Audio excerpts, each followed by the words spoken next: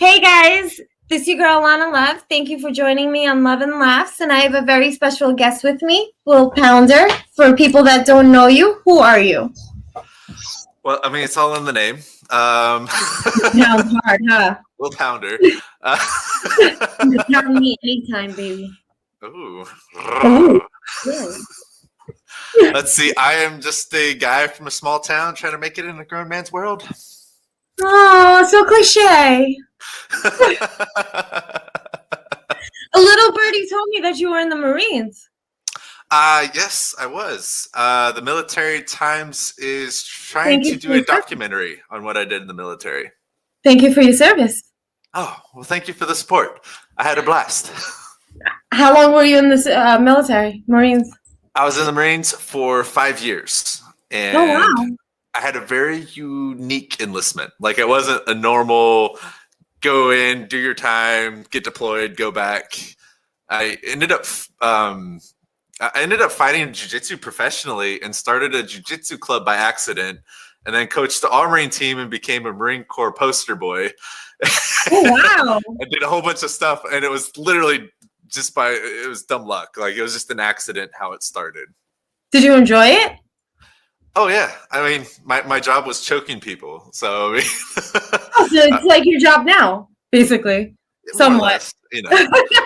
This one's more pleasurable. That was more... Exactly. It's all for pleasure, though. But yeah, how did you get into the industry? Oh, that's a story. Ooh, we got time, though.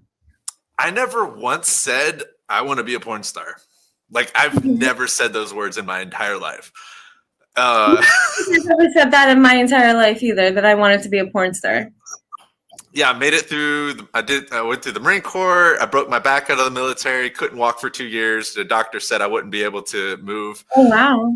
2 years after that, I basically was like, fuck you. I'll do what I want. And started doing sit-ups and push-ups on my knees and lost like 55 pounds in 3 months. And then holy shit.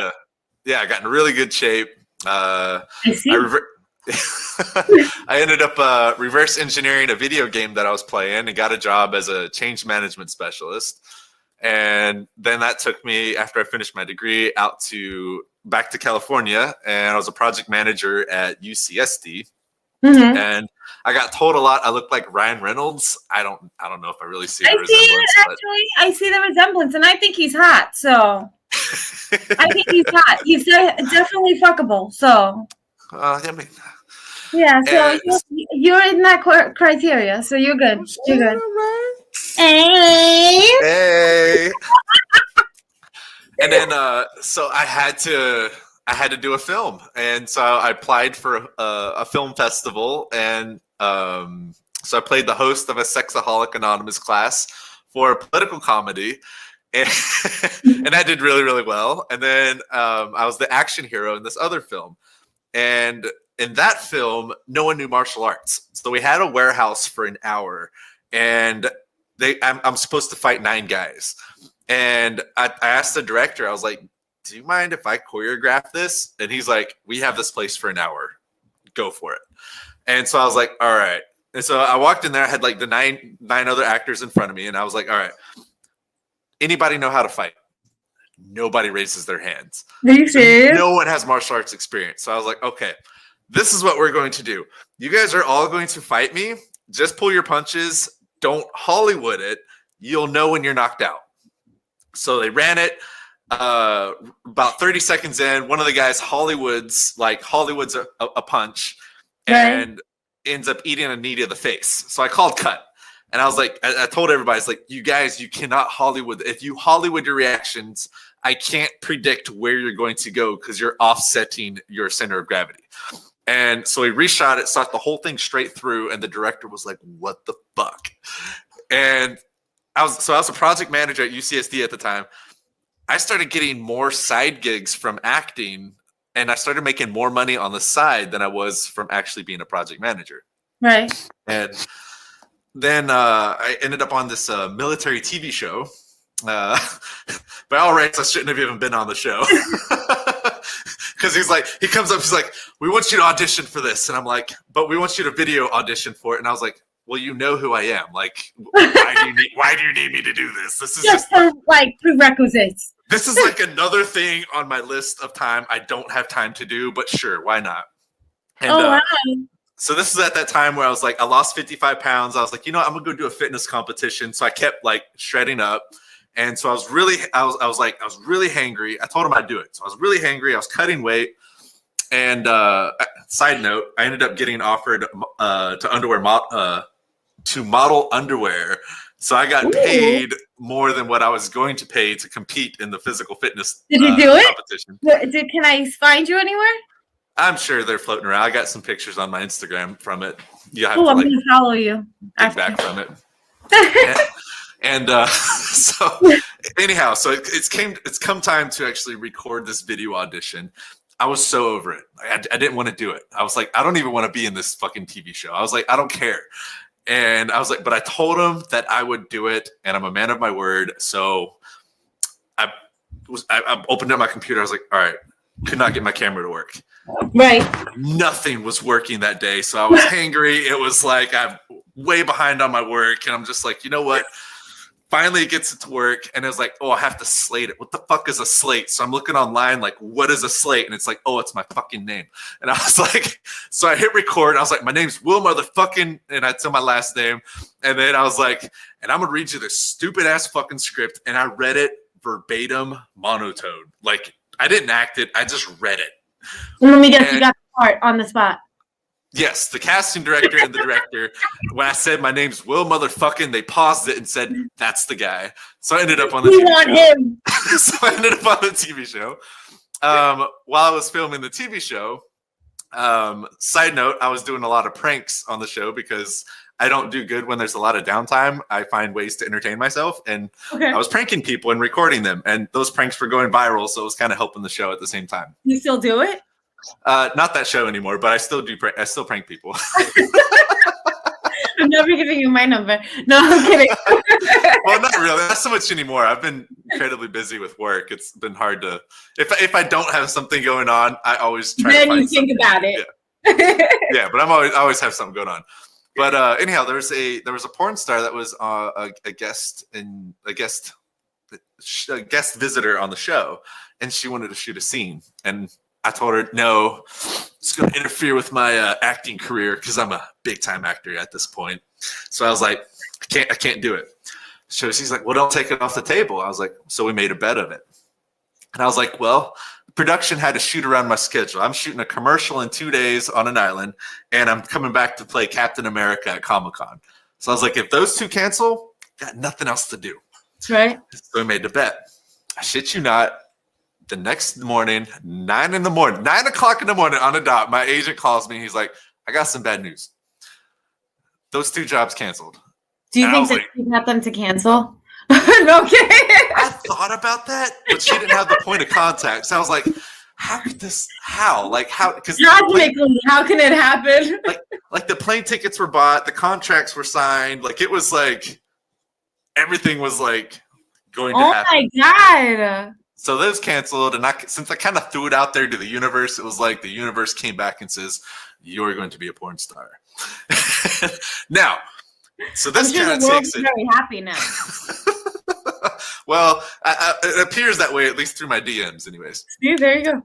But so I actually kind of thought my first scene was almost the production company going to prank me back. Because when I was filming, when I was doing these pranks, I was getting more and more elaborate. Because there were some times where it was like we would shoot one scene like 30 or 40 times that whole day. And if I'm in a part in it, it might be too. So we'll have like 6 to 8 hours of just like, what the fuck were we doing? So I was getting very elaborate with these pranks. Like I pranked the entire cast and crew on one of them. No, you didn't. Oh, it was hilarious. And part of me thought that they kind of teamed up to get back at me. You know, like an Ashton Kutcher type of thing. Part of me thought that because like you got pranked type of thing. That's what I thought. Because like I show up. And nobody does their best performance on the first take. You know, usually like you do the first one, the second one, you're kind of like, all right, this is where it's at. The third one, by that point, the camera knows what they're trying to get, or the cameraman. So that's like you're gonna hammer it home on the third take, right? Right. So we show up, and there's my first adult acting. I give a very generic first one because I'm waiting to do the blocking. And he's like, oh my gosh, that was amazing.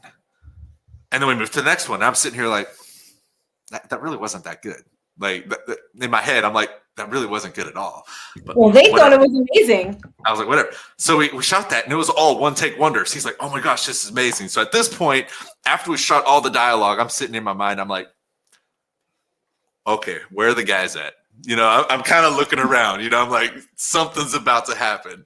They're going to prank me now. They're going to say prank. Yeah, literally, I was waiting for it. And so then it came down to it. And then it's like, so she undoes the buckle. She undoing my buckle. I'm like, I'm looking around. I'm like, you know, because the camera's not my face. Camera's kind of focused down. So I'm kind of like, all right, what's happening? You know, when are they going to pop out? She whips it out, puts it in her mouth. And I look down and I was like, I guess nobody came out. And I was like, oh, this is legit. So I was like, fuck it, let's do it. And so we shot the whole thing straight through. And then that was my first scene. That's an amazing first scene, though. And then after that, you just loved it so much that you just decided, hey, let's continue? Yeah, well, partly. About 3 or 4 months in, I almost quit because I was like, it was just, because I was working for like the really low budget companies. It was like, it was a shit. I was a project manager by trade. So I like having, like, when I plan stuff out, I like to things run very efficiently. And I'm really, really good at that. And like therefore it was a period for like 2 months. Everything I showed up on, I was either sitting on set for 6 hours with nothing to do, no direction. And it was just like, it was just like all these, like, when I looked at the people that were filming it, this was all like the low budget stuff. I was like one of them, they didn't even know how to use their equipment. Really? Yeah. Like, did you have an agent at the time or no? Yeah. I had an agent, but it was just like a stroke of bad luck. You know, that's all it was. It was just bad luck. And because it's different for guys versus girls. 100%. You know, new guy coming in, it's you're not going to work with like established production companies. You're going to work with like the lower tier. You need to prove yourself first before moving up. Yeah. So basically it was like, it was just a nightmare after a nightmare after a nightmare. And I was like, maybe this isn't even fun. And I'm all about fun. If I'm not having fun, I do something else. Like, I love martial arts. I made a living doing martial arts. I loved video games. I made a living doing video games. I loved playing basketball. I made a living playing basketball. You know, I always found a way. You still do martial arts and stuff? Not so much since COVID hit, because I work every day and I get COVID tested every day, and people that train at the gym don't get COVID tested every day. So I have an ethics problem with that. But before, like last September was my first fight, my first jiu-jitsu fight back since I broke my back way back when. So, and it was more of a publicity stunt. It was the first jiu-jitsu tournament on the UFC. And I fought the number 3 guy in the world and almost put him to sleep. Oh my God. So it became this like fight of the night. He ended up beating me. So it wasn't like I actually put him to sleep. I almost put him to sleep. Well, congratulations anyway. And he was the number 3 guy in the world, and it was my first fight back in 10 years. But it kind of set the tone of like, I'm still relevant in the sport, which was kind of crazy to think about. But I was like, all right, whatever. And so I still do. I still keep in touch with like all the guys. It's just the risk of injury and being out of work is too great to actually really put too many eggs in that basket, if that makes sense. Right. But so I love it. You don't do mainstream acting anymore. So about that, maybe I do actually. So weird things happen in my life. I can't explain them. Just weird shit happens. Well, about weird things. Yeah. Define normal anyway. So my old mainstream agent, mind you, he never booked me a job, like ever. When I got into mainstream acting, he's a good agent, huh? Well, I started booking myself out, and so I was booking work, and so every time he would find something, I was already booked that day. Because like when I went to that when I did that my first thing and I choreographed this big old fight scene, you got it yourself. Do what? You booked it yourself? Yeah, I just started booking them all myself, and then they just started. Hey, we need this. Hey, we need this. Hey, we need this. And then so that all just snowballed. And my agent, he told me, he was like, I'm going to be honest with you, Will. I was like, you don't really need me. He's like, I won't be here to give you any guidance, but other than that, you're doing fine. Like, just do you. And so that's it. So we just became friends. And so over the period, like I spent a year helping people that were bipolar, type 1, type 2, extreme anxiety, extreme depression, and schizophrenia 100% cure themselves through nutrition. Oh, wow. 100% success rate. Just through nutrition? Correct. And well, to go into the science, just to touch on the science of that real quick, Western medicine fucking sucks when it comes to diagnosing mental illness. It's complete trash. When I figured out what actually worked, and I've got everything to prove that it works, like it actually cures it. It's not like it just like treats it and then it comes back later. You actually repair your brain. They don't want to do that. They just want to throw lithium and synthetics down your throat. Oh, it's a business. Yeah, it's a business. So. They don't make money if you're healthy. So what the problem with what bipolar is, which essentially is also extreme anxiety, extreme depression, is it's a miscommunication of the emotional campus. And people that have type 2 bipolar tend to have an overdeveloped frontal lobe. And the easiest way I can explain it to people is through how someone with bipolar would relate with emotions. Because we only recognize people that are bipolar through the angry bipolar. They're the most recognizable. Squeaky wheel gets oiled first. The problem is we're dealing with the emotional campus, so it's actually any range of emotions. I was a type 2 bipolar, but I was a happy bipolar. So in terms of computer programming, if you tell a computer to count to 10, it will count indefinitely until you tell it to stop. Right. But if you don't tell it when to stop, it'll count until it blue screens to death. So that's the same example of someone with that has bipolar.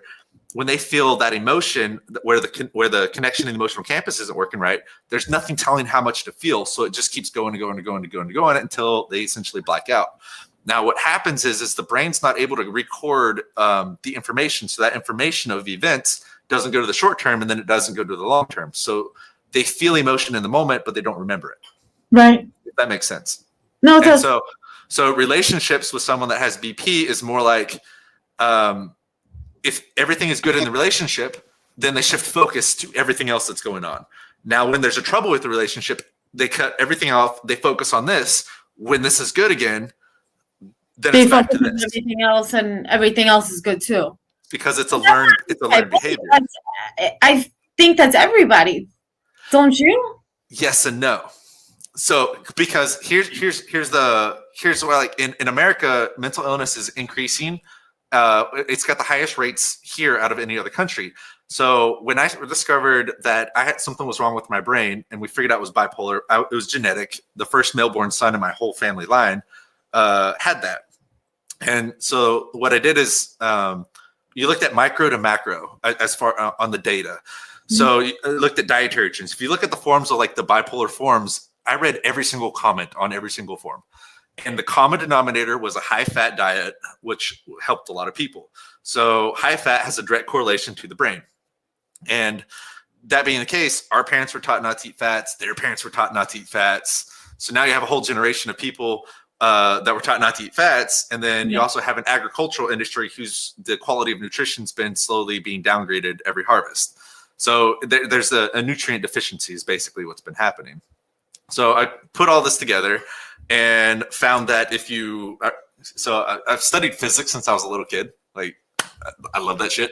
Me and science are not friends. Me and math, we used to be friends, not science. Science, okay. So you could be my science teacher. Well, we can do that. Perfect. And so like when I was 16, I built an electromagnetic engine because it made sense in my head. I don't know how to explain it. It just like it popped up in my head, and I was like, "Oh, this is cool." And my buddy Nate worked at the INEL, which was the power plant, and he had an electric engineering background, so he built what it was, and it was an electromagnetic engine. And but anyhow, so when you look at the deficiency of the brain, there was this doctor. Eastern and Western medicine doctor that spoke at a physics conference, and I was very fascinated by it because why is he speaking at a physics conference? Makes no sense. So I was very intrigued. He talked about bioelectricity in the body, and he talked about maintenance levels and treatments levels of different nutrients. Long story short, my first year, like I hit normal. Like I hit like after I broke my back, I got really, really fat, and that's when the bipolar hit because I was super healthy, never drank, never smoked. Like I was a professional athlete. That's all I did. And so when it hit, I was like, what the fuck is going on with my brain? I woke up and I don't remember a whole year. Are you serious? Yeah, I was in mania and hypomania for 9 to 11 months. I just don't remember it. I could look at the pictures on my phone and not recognize maybe 10% of them. Oh, wow. And so then when that happened, I ended up taking this nootropic. It's called Q96, and I started feeling emotions for the first time. And then I felt anger, and I was like, well, this isn't me. I'm not an angry person. Thought it was those. Quit taking them. Relapsed next year. Another year went by. I was like, what the fuck is going on? Checked myself into the VA mental health, complete garbage system. They never followed up. It was complete trash. And recycle back into it. The third year, when I hit normal again on that one, I took the Q96. I was like, all right, so this is what emotions were tied to events that happened when I was like really, really young, but they serve a purpose. They have electromagnetic frequency to them, and they can actually get stuck in the body. And the frequency from emotions can actually cause voltage dips. So what you have is every cell has what behaves like a capacitor. So every little cell in your body is like essentially a battery. Mm-hmm. And then you have the next stage up from that is you have battery packs that kind of wrap around in different things. And these are testable with acupuncture and sensitive tools to read the voltage. Right. But what happens is if you're very sedentary and you have a really, really bad diet, your natural voltage tends to be really low. So then when you go through something emotionally traumatic, that dip that those emotions can cause that polarity flip-flop. Well, if that polarity flip-flops, that cell is now a dead cell and can't create a healthy cell inside of it. So it has to pull sources from elsewhere in the body.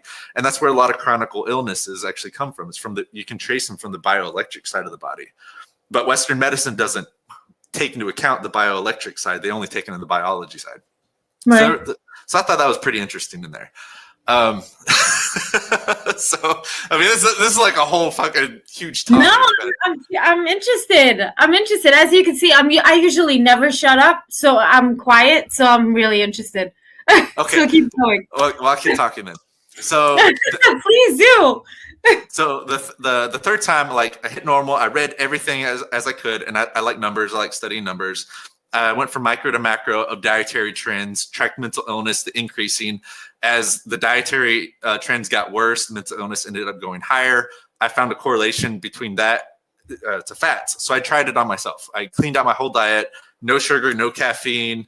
I don't smoke, but when I created the program, no, nothing. Oh, no. For 3 months. For 3 months. You like coffee in the morning. The reason being is I'm going to summarize a whole bunch of stuff to just streamline it a bit. Is your body only absorbs 5% of the omega-3s that you consume, right, and less of that gets transported to the brain. So if you're taking too much caffeine or nicotine, those are vasoconstrictors, and those will limit blood flow to the brain. Sugar adversely affects the brain and causes inflammation, and we're in a process of we're trying to have the brain heal itself. So in order to get the brain, the human body is amazing. It will literally heal itself giving the nutrients. So you just have to supply it. Like for example, last year, the science community finally was like narcissism as a direct link to a deficiency of fat at the brainstem. How do you figure? They officially made the link through MRIs and studies between people that were narcissistic and what it is, it's a deficiency of fats or brain damage at the brainstem. Oh, wow. I never really thought of that. Crazy, huh? And so I'm learning something new every day. Thank you. Keep going. So when it came to fixing the emotional campus of the brain, I knew from the doctor that spoke at the physics conference, we need treatment levels of omega-3s. So I cleaned up my whole diet. I was eating nothing but salmon, walnuts, avocados. And it's like, I could feel it was like making a dent, but it wasn't doing enough because you only absorb 5%. So Then there's certain lipids and herbs that help with the breakdown and uptake and transportation of it to the brain. So did that, tripled the dosage for 3 months, and then I waited. I cut cold turkey and I waited to see how long it would take for symptoms to come back. Now, mind you, I did this test with the maintenance doses before I tripled the dosage. And when I would quit on cold turkey, it would last for about 2 to 2.5 weeks before I could start feeling something coming back. And I was like, all right, it's not healed. It's just treating it. And I'm a firm believer that you shouldn't have to take something every day for the rest of your life. It makes no sense, at least for everything I know about how the human body works. And so tripled the dosage, all that, cut it off, nothing came back. Months went by, nothing came back. And so I started telling my story to my relatives that I was close to. And turns out my cousin, who I was really close to, she had type 1 bipolar. So after telling her how I perceived relationships and like the whole transition, she was like, no, that's 100% me. We did the same thing with her. 100% recovery. 100% recovery. And then, oh, wow, that's awesome. Yay. So I started talking to some of my veteran guys and girls in San Diego. I was like, hey, this is what I've been through. Because I don't remember a lot of our past history. So I was talking to people trying to put in the pieces because now my brain was working and I could remember now. So you couldn't even remember even from pictures and stuff, like even now or whatever? It's really weird. It's like if someone says something and it can trigger that memory, but I can't look at the picture and know that memory. Oh wow! It's really weird. And basically, what I found, and I researched this as in depth as I could. Basically, what happened is your body indexes memories using emotions, and so if you're not storing that emotional data, you have the memory, but it's not indexable. So you can't search it. So how are you supposed to like pull up that memory? So selective memory is really true. Pretty much. In that essence, yes. Yeah. But when it comes to like information, I have a damn near photographic memory. So I can recall like informations and stuff like that. Like when it came to jiu-jitsu, I went professional in jiu-jitsu in 10.5 months and submitted my first world champion in my first year of doing the sport with no wrestling background, no nothing, just boom.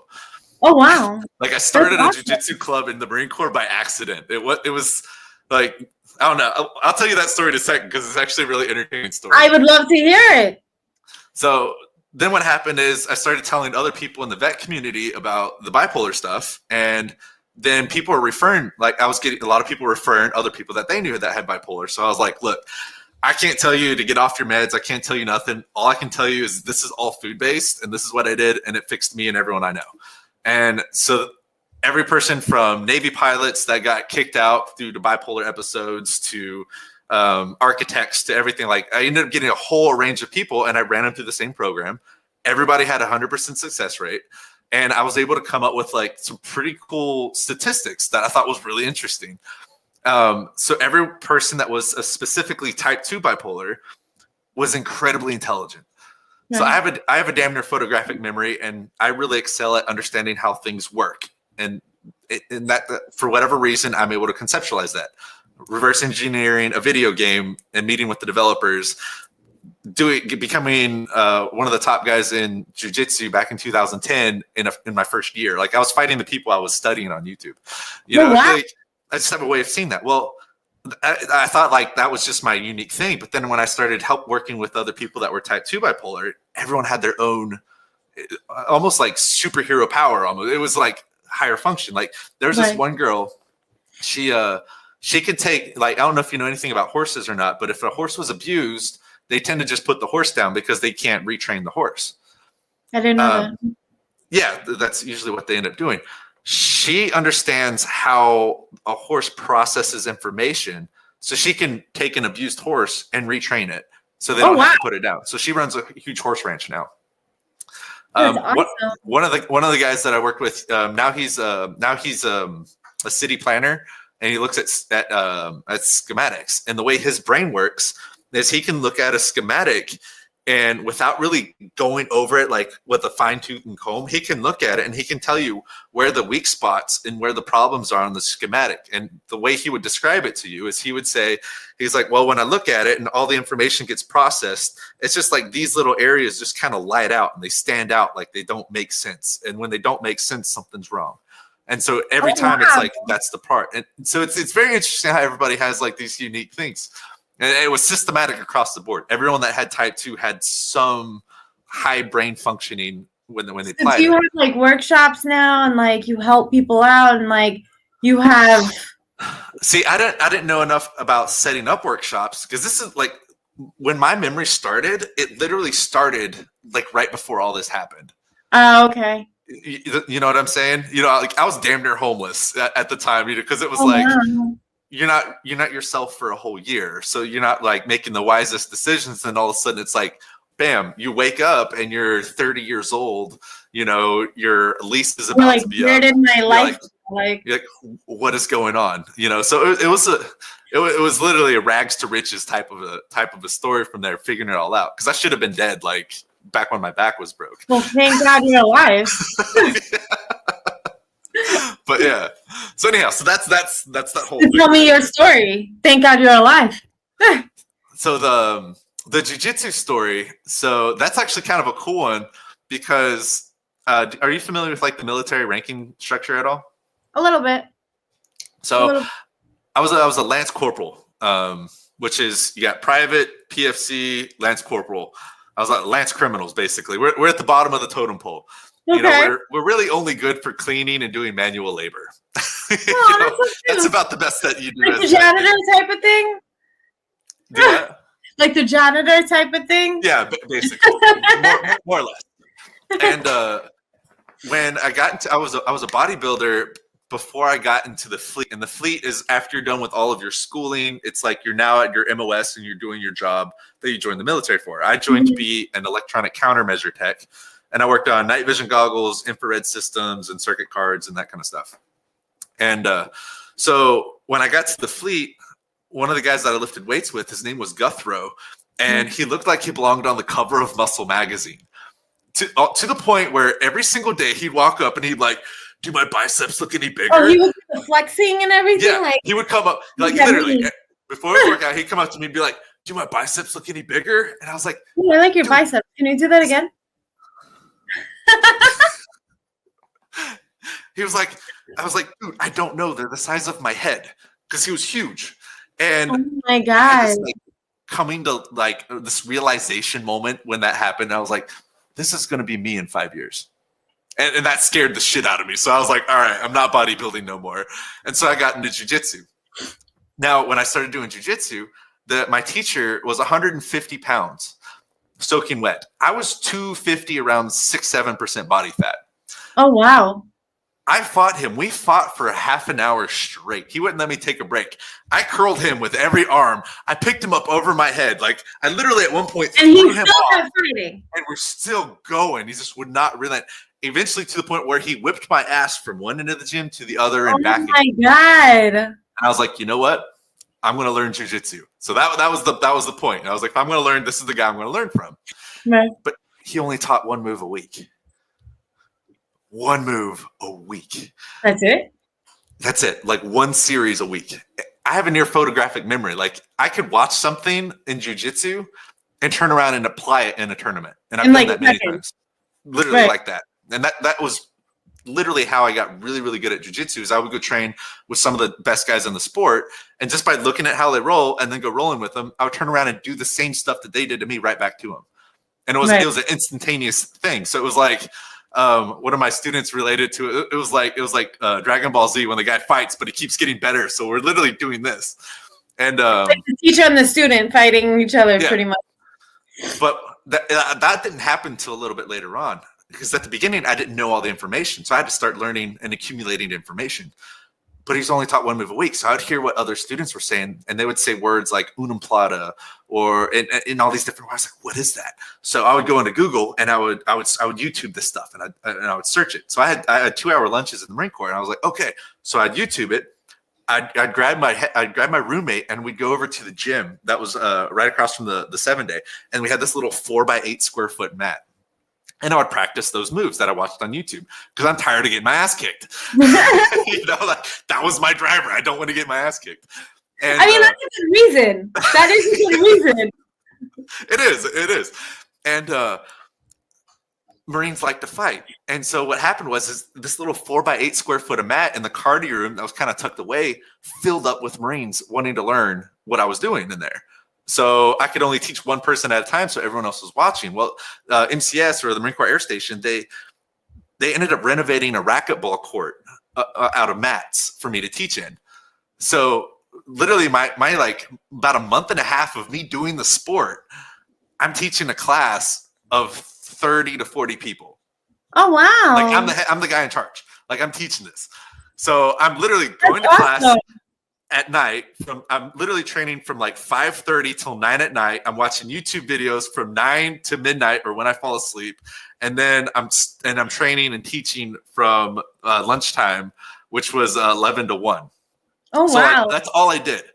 And what ended up happening was the class got really, really big. And 6 months into the sport, I almost quit, actually. Why? Like, I almost quit because I was still getting my ass kicked. But 6 months in, I got to that point where I was average. You know, I wasn't beating everyone, but I also wasn't the bottom of the food chain. So I was happy. I was like, at least I'm showing progress. Right. But you still wanted to be the best. 6 months in, I go into class. I got submitted 32 times by a triangle choke by everybody in the class, by different versions of the triangle choke. I don't know what it was. I went from like surviving to literally being the worst guy in the class that day. And I was my God. I was like, what the fuck? So what went wrong? I don't know. And it was so bad to the point where I was like, maybe I'm not meant to do jujitsu. So I took 2 weeks off. I taught the classes on base because I already started that program, but I was like, maybe I'm not going to pursue this, you know? 2 weeks went by. I was like, I'm gonna give it another shot. But something unique happened in that 2 weeks of time off, because because I was putting in 6 to 8 hours of work into that sport every single day, and that's a lot of information. Right. And when I was grappling before, it felt like I was wading through the fog. You know, like I was moving, I was fighting, but there's just a lot of fog. You know, it didn't make sense. I didn't know what it was. Those 2 weeks I took off, all that information processed. It took time and it all processed, and then it clicked. Like literally, like the light bulb clicked. I went back in to the gym and I submitted everybody in the class and stalemated the teacher. Oh, wow. Good for you. Right, just like that. It made no sense at all. Sometimes, you know what? That 2 week break did good for you, because you needed it. Like, you mentally, like, you just needed that break. Oh, it was insane. And so when I first got into the fleet, before I even started the jiu-jitsu, I told my command, my initial shop, I was like, I'm going to go fight for the Marine Corps. Do you know what they did? What did they do? My corporal grabs the sergeant, who then grabs the staff sergeant, who then grabs the gunny, who then grabs all the other sergeants, and they all pull them in and laugh at me and say, no one's ever left. Like, and they told me, you're not going to happen. It's not going to happen. And so fast forward 6 months later, I have the biggest extracurricular activity that MCS doing. I started it by accident, but it's the biggest program that the base is running. And I started competing, and I double gold medaled at this tournament, and the Marine team was there. And when that happened, they cut me PTAT orders to go be on the Marine team.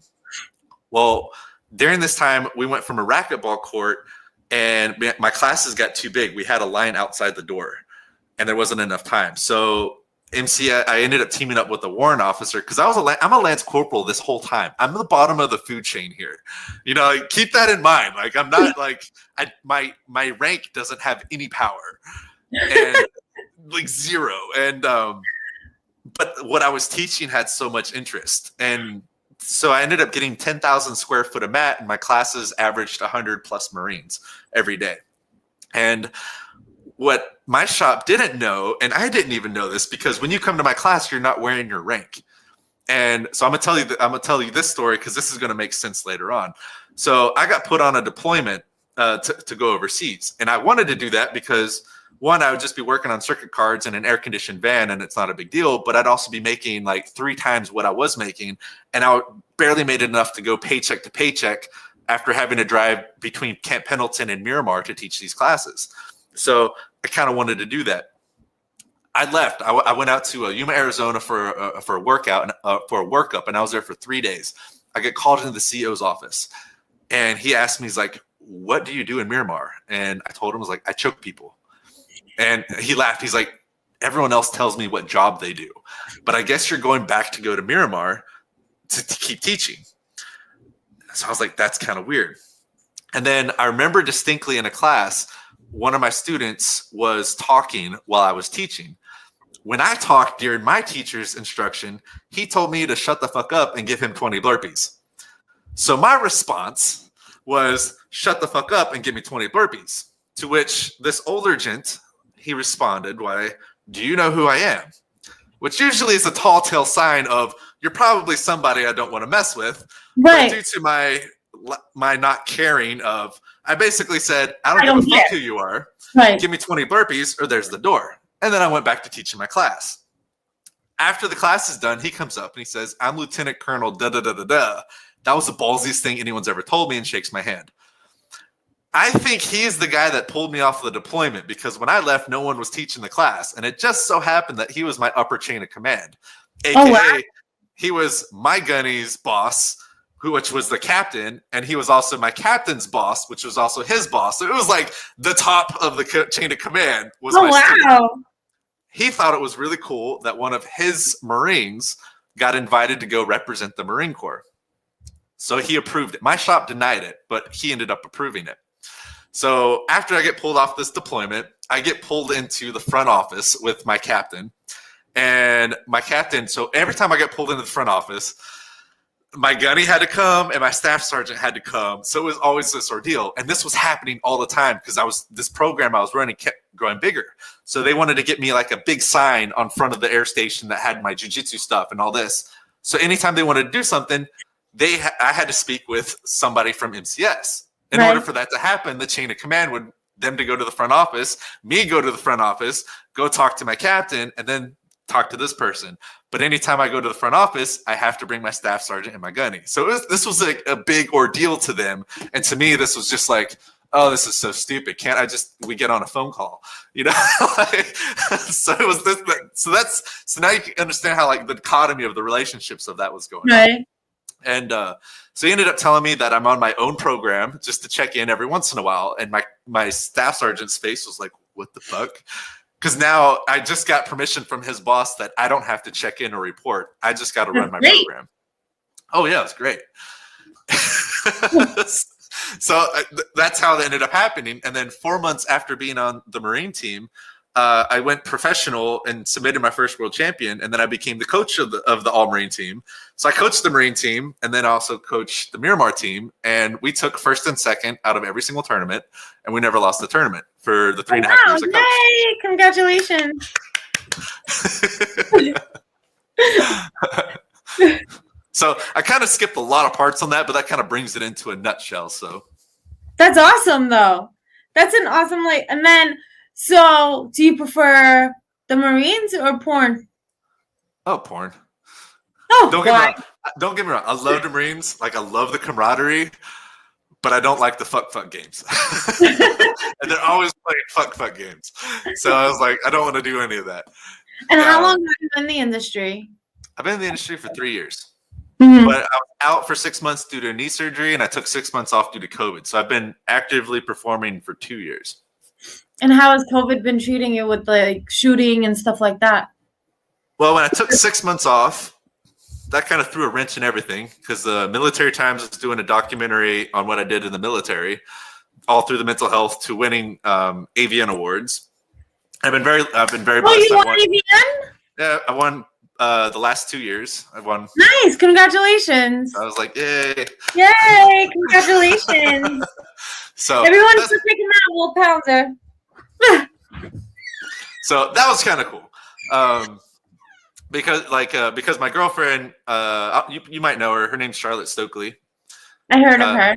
So she's won like Girl Performer of the Year like 11 different times. You know, she's nice. She got like a trophy wall, so I've got like 2 trophies up there. So I'm like, I'm contributing. 11 or whatever. Yeah. Don't worry, you'll get up there. I'm not too. I have boxes upon boxes of martial arts trophies that just kind of sit in the garage. So I'm not tripping. Trophies are a sign that what you're doing well, and to keep doing them. Right. I know when I got nominated for AVNs and stuff and everything, I was like, woohoo, I made it! You know, I've been in the industry for God knows how long. I'm not even gonna age myself, but yeah. But how is it being in a relationship with another person in the industry? Or Well, does she mind that you like, you know, you go out and shoot and stuff and well, so we actually worked to like, it wasn't like when we first met, I thought she was a lesbian. I wasn't trying to hit her up. I wasn't trying to hook up. She was literally the first girl at the time that wasn't trying to shoot content. oh really? Like she was the first girl that wasn't trying to fuck me. And it was like, I'm not trying to sound conceited in any way. It was literally a case, and it was a breath of I mean, fresh look air. at you. You're sexy. So yeah, why not? I completely get it. I completely get it. But it was a breath of fresh air.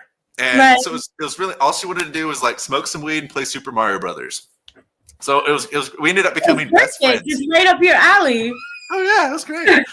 And so we ended up becoming best friends, and we didn't like it was a camping trip that we went on, and that's when we broke the friend barrier. But we slept in the same bed, but we didn't even touch. Like when I tell you, like, we didn't want to cross that boundary. Like it was very, we don't want to, like, you're my best friend, we're not trying to mess it up. And we ended up holding hands and kissing towards the end of that trip. Great. That's so cute. So so we got together because we were best friends, and then it grew after that.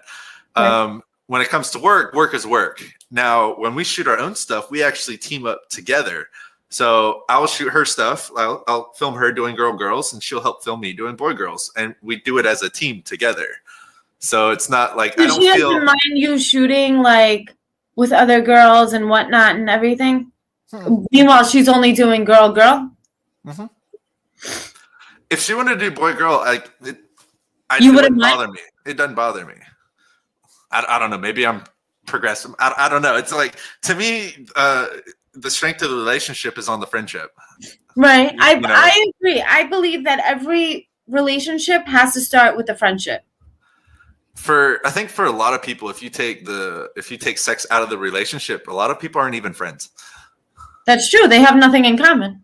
Where we did everything together before we even added sexual stuff into the relationship. So right. I think that's where it's different. And so, do you guys live together? You guys spent the whole like quarantine together and everything? Kill each other or anything? No, we actually got even closer together through quarantine. You didn't. But you guys survived, because most people do not. We didn't survive. We flourished. Like we bonded pretty hard over lockdown. That's great. So I was like, if that happens, I'm like, you're probably with the right person, Absolutely. Absolutely. What was the best scene that you've shot? Oh man, that's a hard one because they keep getting better and better. I know, I say the same thing. Yeah, because I would say they keep getting better because the directors I keep working for, they learn how I perform, I learn how they shoot, and then I know what my limits. Like, if I don't know the limits, I don't know how much I can do in a performance. So it might just end up being a very generic scene, and some of what they shoot, just that's all they want is just a generic scene. But sometimes they'll give me like you can use this whole thing, you lead, we'll follow. And so then I go out, like I'm a professional athlete, so I like to have fun in my scenes. Right. So if you're not having fun, then it's torture. Oh yeah. So I did one where every position that you do sitting down or laying down, I did sitting down, laying down, and standing. So we did both. Explain for the people that don't know. So typically you do cowgirl and reverse cowgirl. Right. So we did those. And then I also did those standing, both of them. Okay. And then we did it on a desk, then went from a desk, then we did the standing eating out, and then flipped around to standing 69, to 69 on the couch, to on the office. Like, it was like, when he said I could use the whole set, it makes me want to shoot again. It was a lot of fun. Like, it was. What was the worst scene you've had? I'm pretty sure you've had a bad scene. What was the worst scene you had? Well, so this is actually going to be part of my stand-up comedy skit. I mean, you could try it with me. All right. We'll try this. Are you familiar with VR, virtual Yes, I am. reality? Okay. Yes, I am. So everything has to be done down the center line. Yep. Okay. I hope she doesn't see this. I'm not going to use any names, but Don't use any names. no names. So when it came down to this, her dirty talk, because in VR I can't say anything. I can't act. I'm literally from here down. Right. And so it's almost like she's giving a performance to the lenses, for the viewers that don't know what this is. She's giving a performance to the viewer. I can't respond. So if she asks a question, she has to pause, pretend that somebody answers, and then finish talking. Right. And so we have to do the whole scene this way. And there's some positions where I can use my hands, and then there's some positions where I cannot use my hands. Right. Now, her dirty talk through this whole thing consisted of these three phrases. I'm scared to find out, but please do share. So, first one was, "Do you want to grab my tits?" Do you want to smack my ass? Do you want to pull my hair?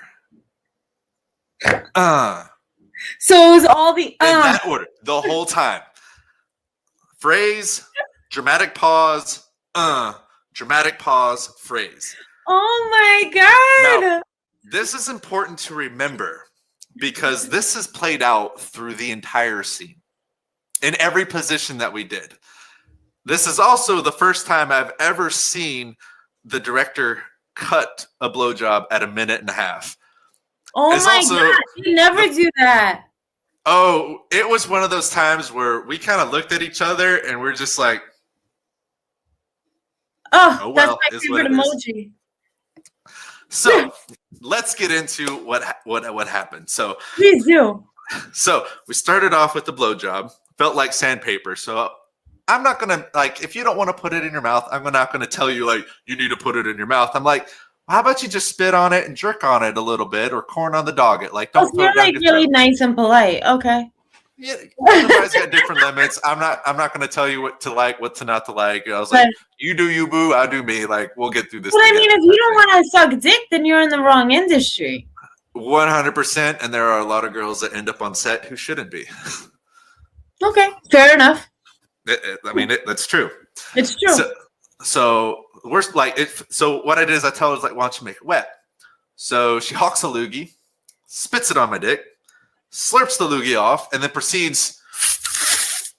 Felt like sandpaper, and I'm like, oh.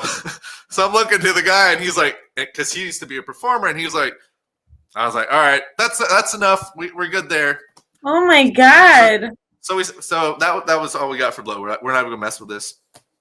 We go to the next position. The next one, I'm in a seated position. So I am like this on an ottoman where I'm kind of propped up like that. I can't use my hands. Okay. Right. So she has to go from the blowjob from there to do a little bit of writing position so that we can transition into the next thing. We're looking about 5-6 minutes. Right. This is 5 to 6 minutes of, do you want to smack my ass? Do you want to grab my tits?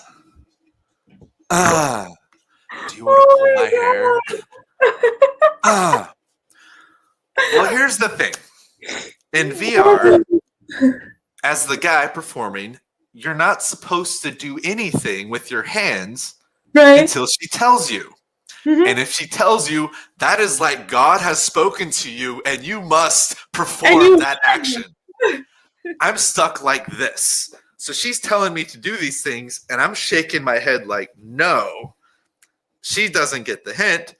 I'm looking to the director and he's like, he just kind of rolls his eyes. So we finished the 5 minutes and then he's like, honey, you can't ask him to do something that he's physically unable to do because now the fans are going to think he's a bad performer because you need to find a new performer because when she says, grab my tits, he had better grab her tits. but I couldn't Oh do it. my God.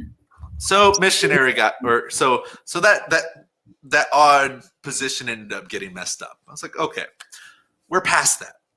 Now we're into the writing. Wait, there's more. There's so much. There's a whole. So we get into the writing ones. Okay. So we got Cowgirl. How do you mess up Cowgirl in VR? You're the same You really thing, right? can't. Right. You really can't. No, wait. I might be wrong. I might be wrong. So we're doing Cowgirl. We're centered. We got it focused up. We're down the center line. She's writing.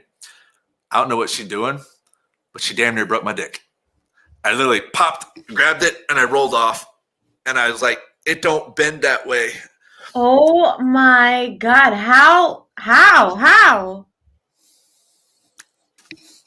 I don't know what I've got a camera right here.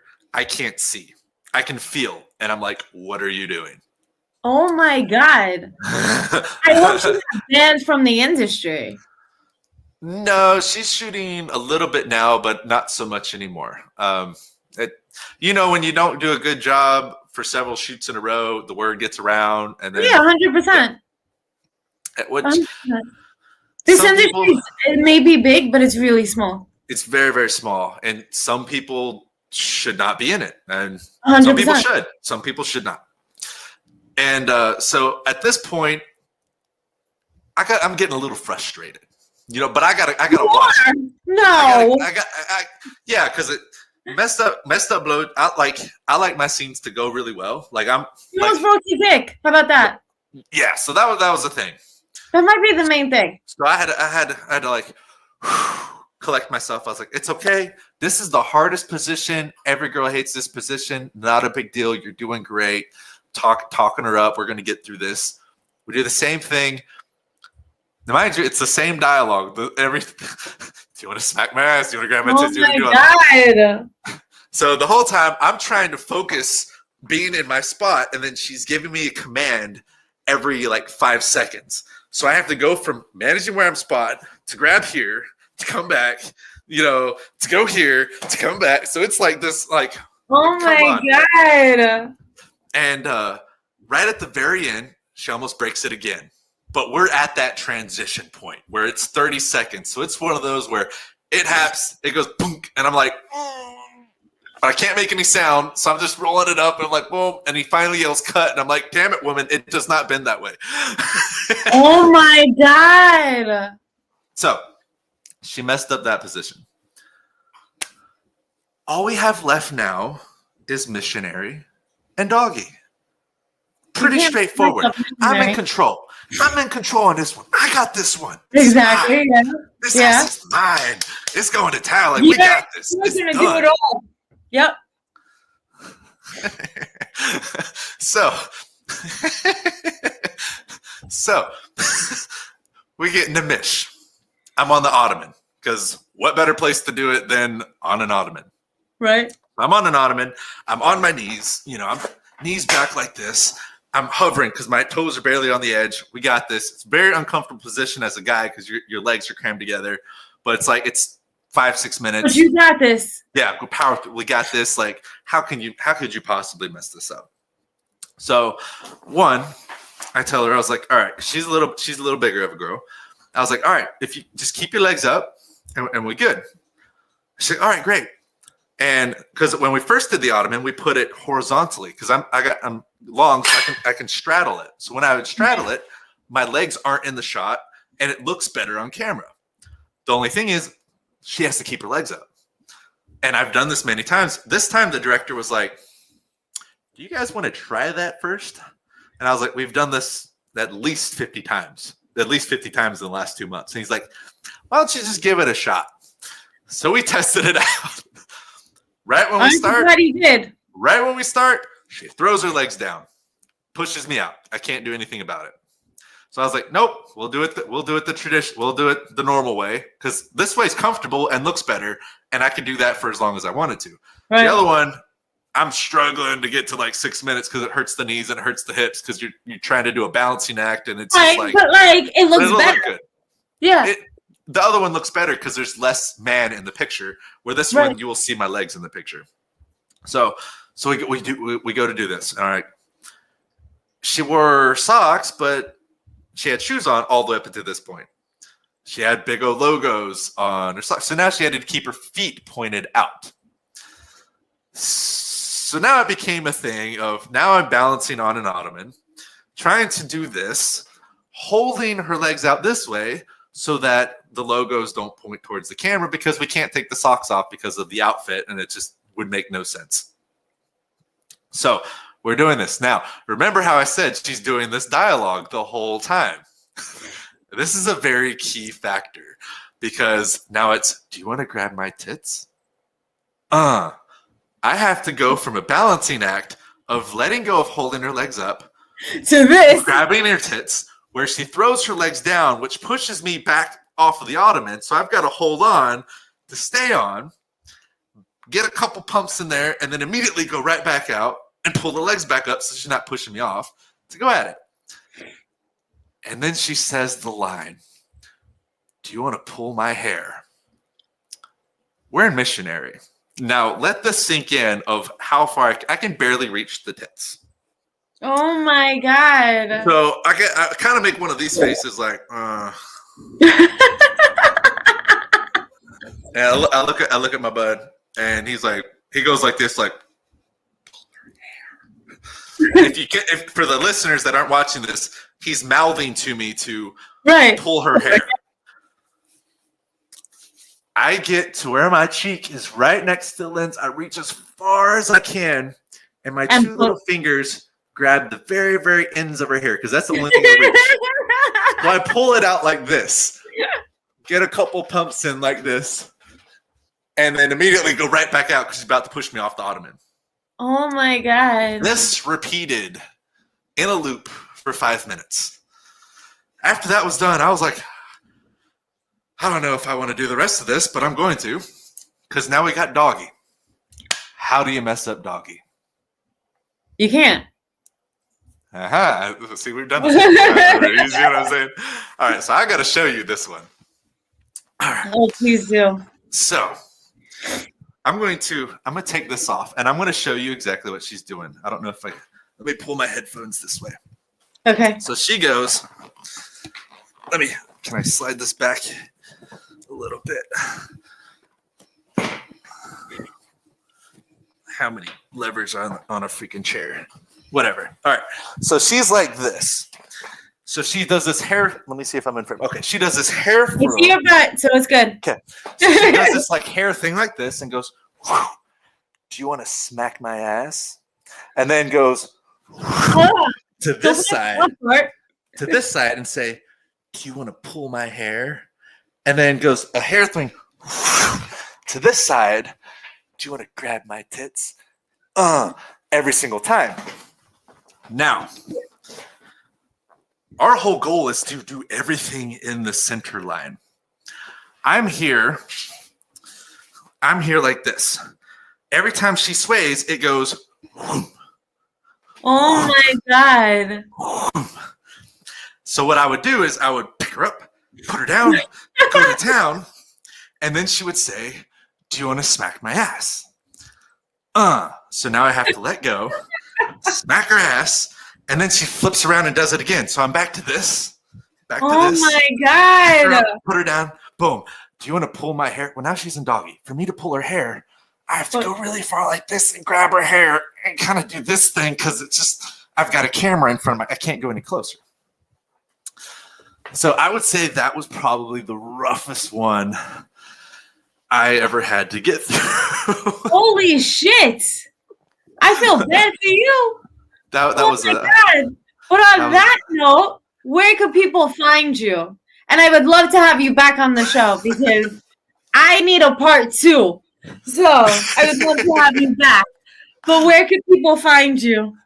You can find me on Instagram at IWillPounder. It's all in the name. And you can find it on Twitter. Ooh. At TheWillPounder. Or you can go to my website at willpounder.com, and that takes you to everything. Perfect. Thank you so much for coming on. I truly appreciate it. You were awesome. Definitely a part 2 is coming. All right. Well, you just let me know when. Absolutely. I got you. Thank you.